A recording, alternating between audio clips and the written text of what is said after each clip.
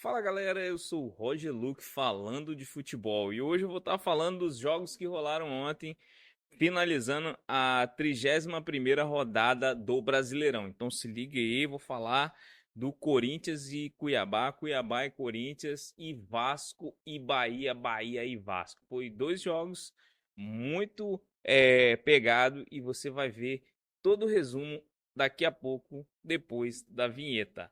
Roda!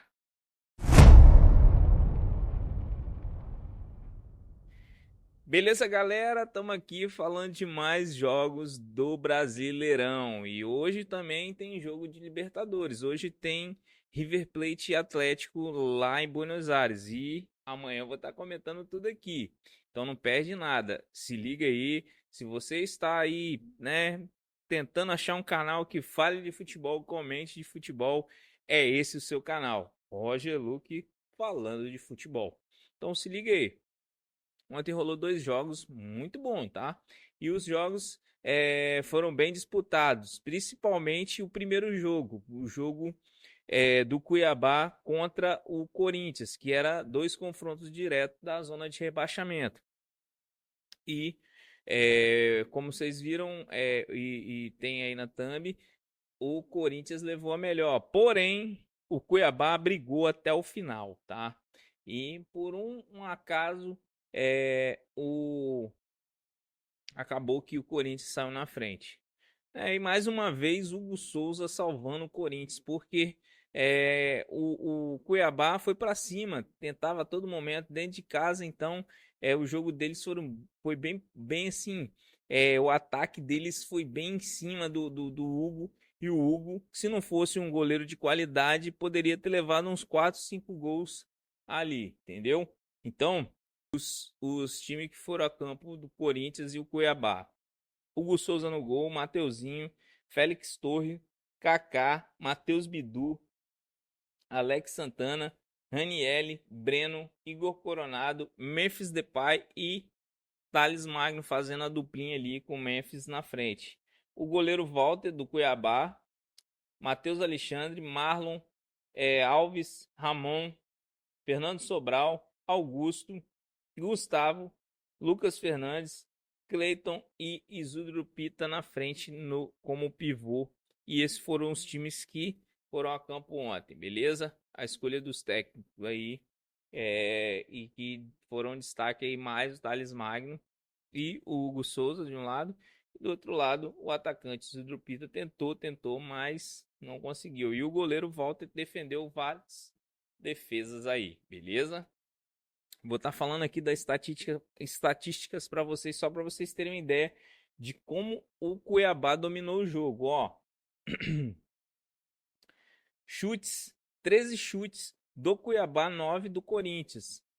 Chutes a gol, 5 chutes do Cuiabá, 3 do Corinthians. 57 posse de bola, 57% posse de bola do Cuiabá. Para vocês verem que o Cuiabá estava dominando mais o jogo. E 43% do Corinthians. Passes, 443 passes do Cuiabá, 351 do Corinthians. Precisão nos passes, 85% do Cuiabá, 82% do Corinthians. Faltas cometidas, 14 do Cuiabá, 16 do Corinthians. Cartões amarelos, 5 cartões amarelos pro Cuiabá e 2 para o Corinthians. Vermelho nenhum e um impedimento para o Cuiabá, 5 para o Corinthians e 5 escanteios para o Cuiabá, 2 para o Corinthians.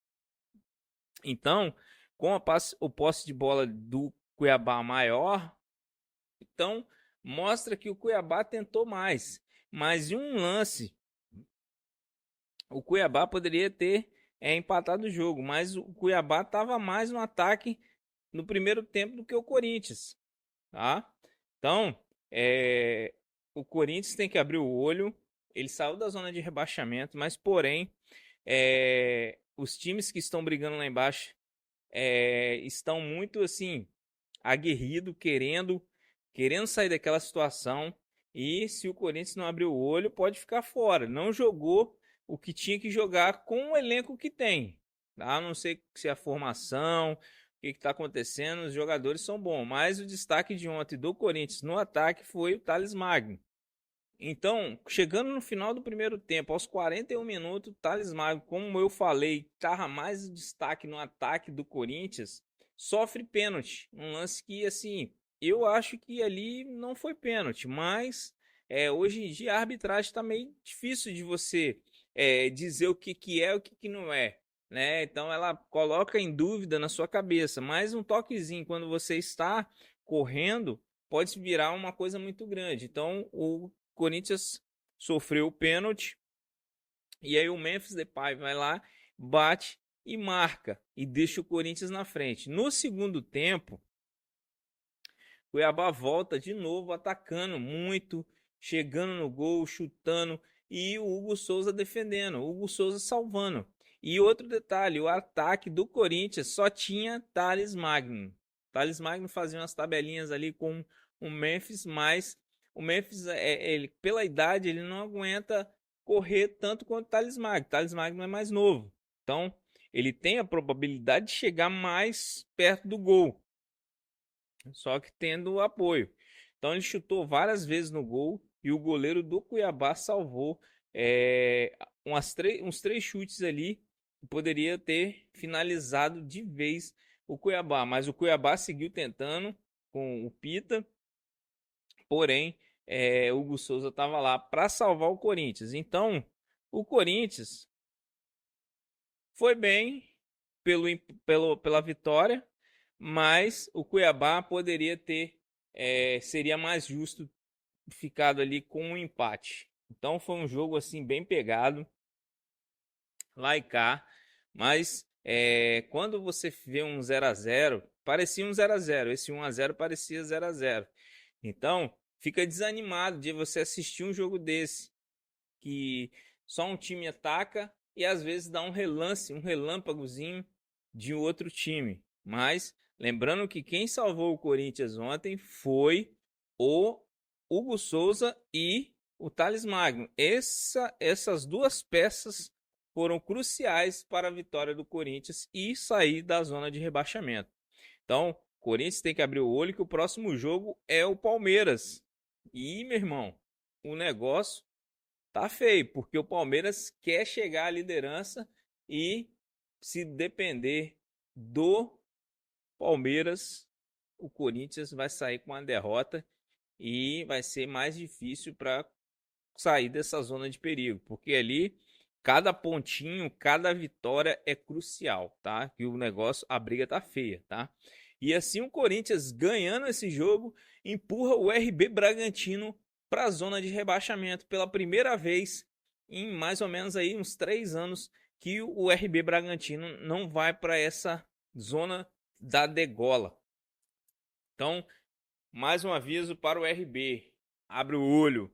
Lembrando que eles mandaram o Caixinha embora e contrataram agora o Seabra, o ex do Cruzeiro. Então vamos ver o que vai ser implantado ali para tentar salvar o RB Bragantino. Beleza, pessoal? Então, vamos falar aqui agora de Bahia e Vasco. Vasco e Bahia. Bahia e Vasco, Vasco e Bahia. Então, galera, vamos falar agora de Vasco e Bahia em São Januário. Como sempre, a torcida do Vasco lotando o estádio.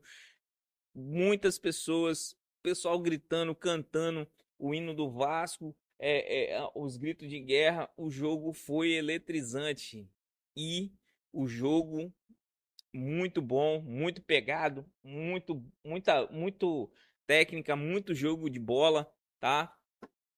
Detalhe que o Vasco começou com um time totalmente diferente, totalmente desfalcado e modificado, né? No lugar do Verratti, o Ryan, o garoto Ryan de 18 anos, e no lugar do Hugo Moura entrou, para você que não a minha surpresa foi Galdames.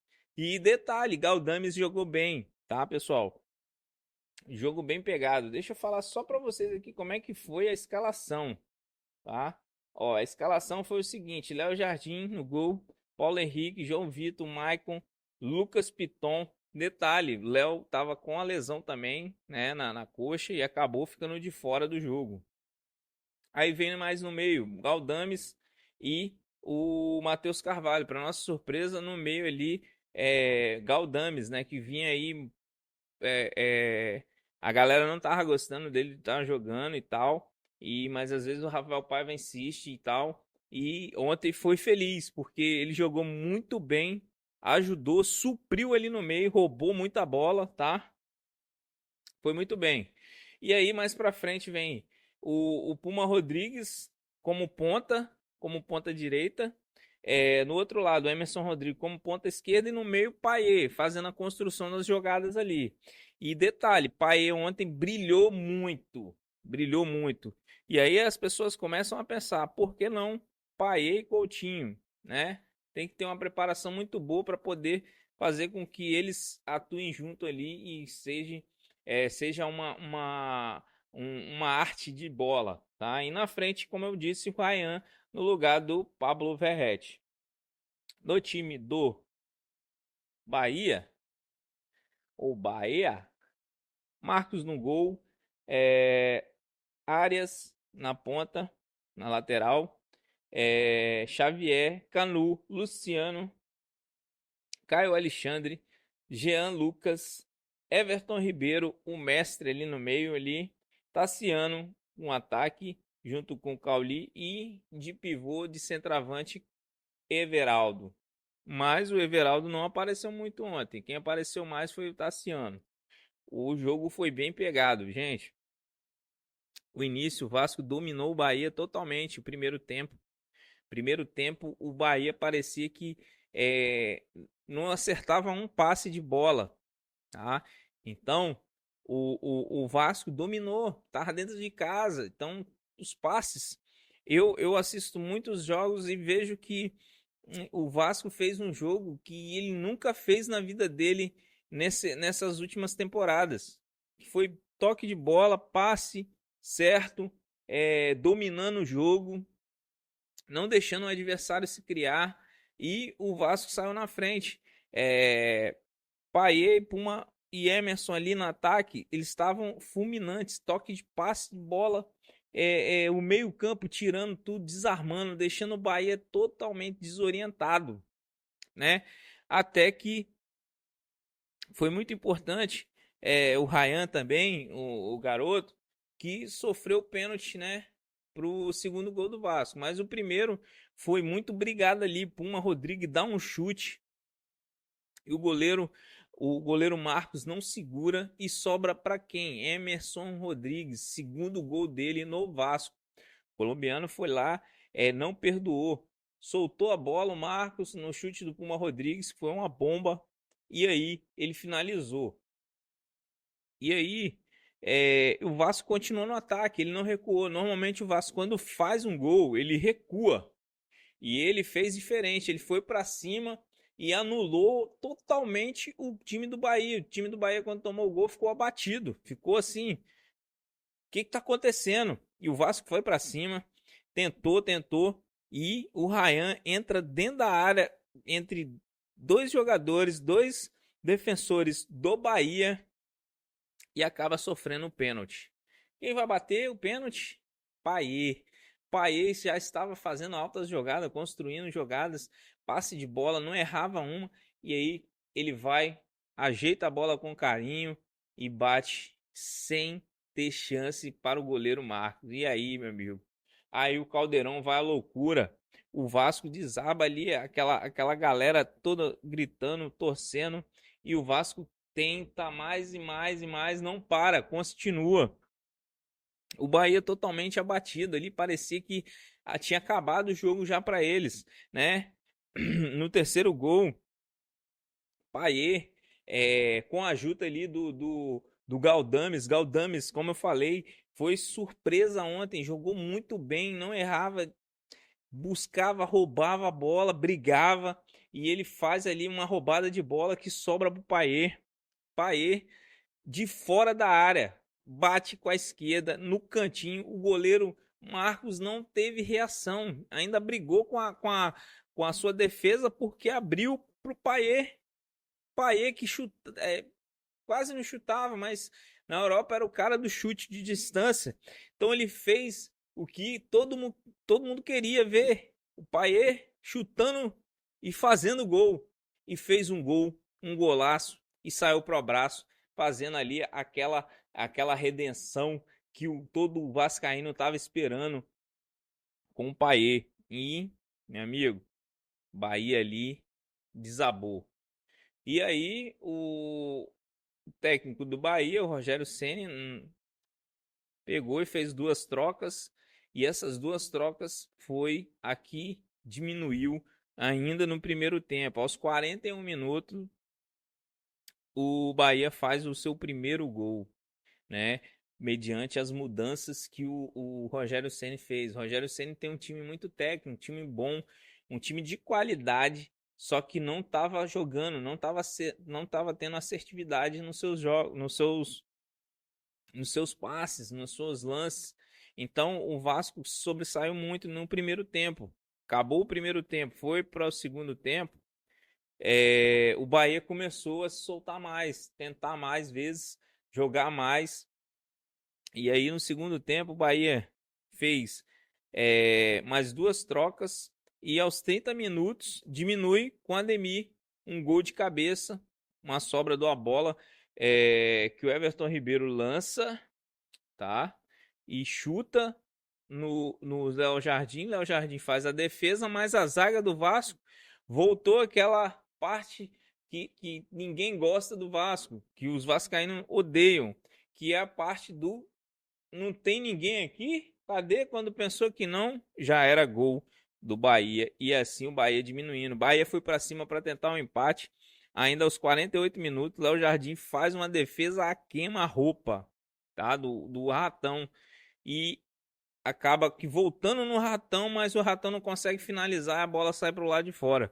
E assim termina o jogo do Vasco, um dos melhores partidas que eu já vi do Vasco, porém com o segundo tempo meio morto, meio muita confusão ali. Até o Payet teve uma discussão junto com o Léo Jardim. Léo Jardim, não sei o que aconteceu, nunca vi o Léo Jardim daquele jeito, mas saiu com a vitória, saiu com 3 pontos importantes, passou o Atlético Mineiro, foi para 43 pontos e afasta de vez a zona de rebaixamento. E o Vasco começa a olhar para cima e o Bahia começa a se espantar com aquilo ali, porque ele está em sétimo e o Vasco está em nono. Então o Vasco está a 3 pontos de chegar ao Bahia. E o Bahia tem 3 jogos que não vence. Então a Bahia tem que abrir o olho, senão ele acaba perdendo essa colocação onde ele precisa estar ali em cima para se manter e tentar uma pré-Libertadores ou uma Libertadores, dependendo da posição e de quantos times vão garantir a vaga na Libertadores. Vou estar falando para vocês aqui a estatística do jogo.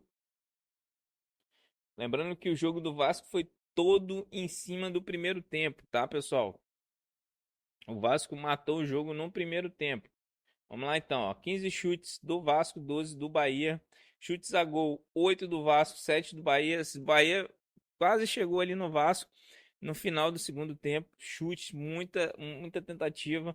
Posse de bola no segundo tempo. O Bahia teve muito mais. O Vasco parece que depois que tomou os 2 gols, começou a se desesperar ali.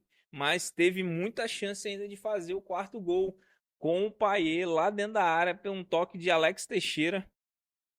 O Paiva fez uma troca assim que eu não queria, que eu não esperava, que foi a troca do Ryan, que ele se machucou no primeiro tempo, ainda teve um choque no joelho, mas ele acabou se machucando e saindo no segundo tempo para a entrada de Alex Teixeira. Alex Teixeira entrou, mas cara, não sei se é a idade, o rendimento dele é muito abaixo, muito abaixo.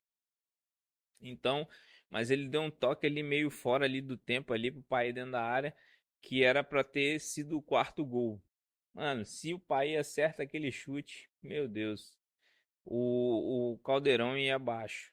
Então, posse de bola 48% para o Vasco, 52% para o Bahia, 449 passes para o Vasco, 477 para o Bahia.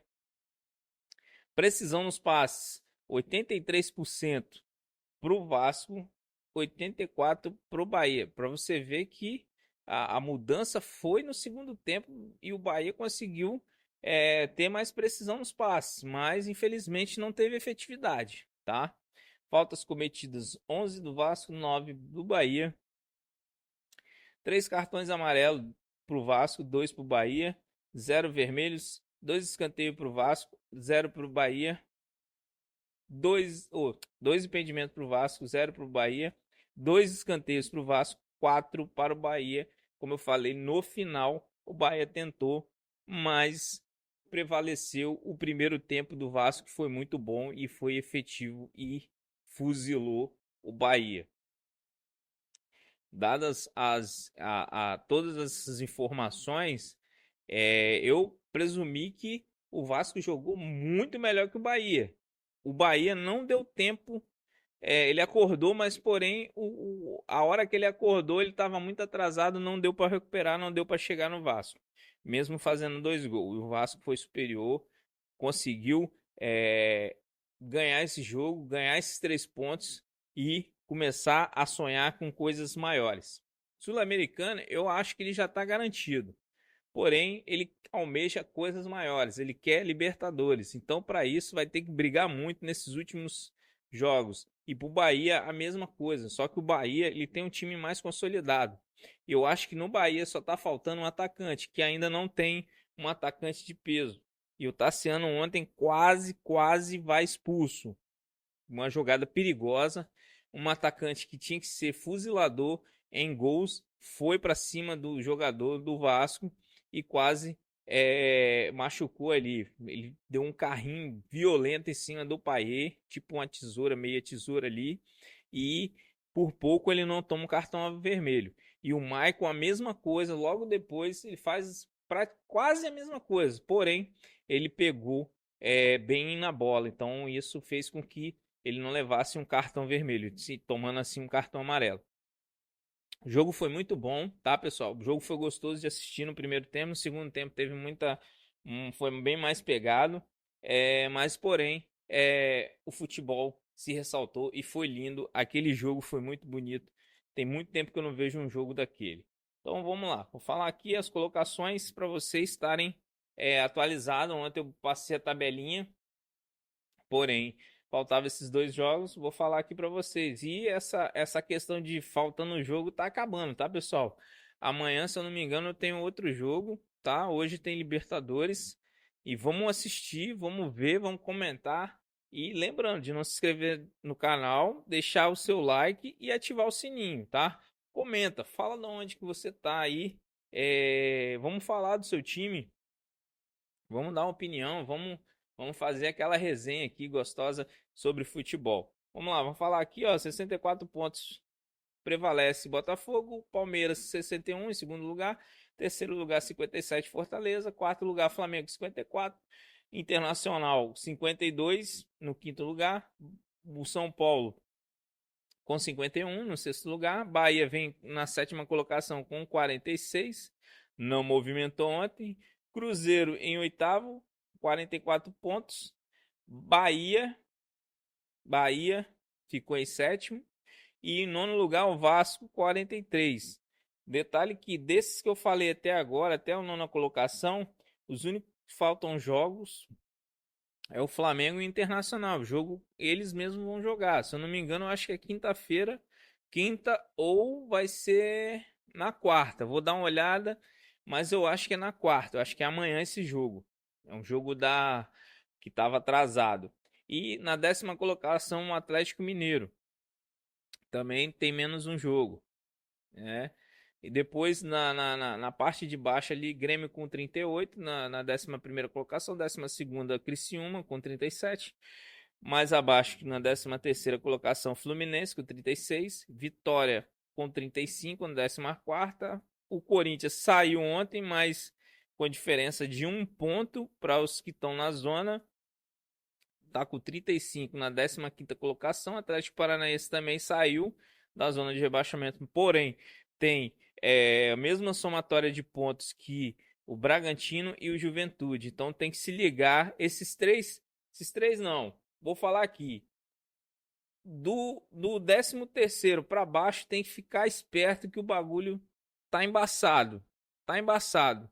Então, a briga tá ali embaixo, ali tá feia. Se liga aí, galera. Fluminense, Vitória, Corinthians, Atlético Paranaense, RB e o Juventude. Os dois de baixo, que é o Cuiabá, 19º, com 27 pontos, e o Atlético Goianiense, para mim, totalmente rebaixados e vão disputar a Série B no ano que vem. Beleza? Então, comenta aí, fala do seu time. Vamos fazer aquela resenha, beleza? Obrigado. E amanhã tem mais. Vamos falar de Libertadores. Hoje tem River Plate e Atlético Mineiro, beleza? E depois vou estar olhando se tem mais alguns jogos. Eu acho que também tem jogo na Sul-Americana, beleza? Então não perde nada. Valeu, fui!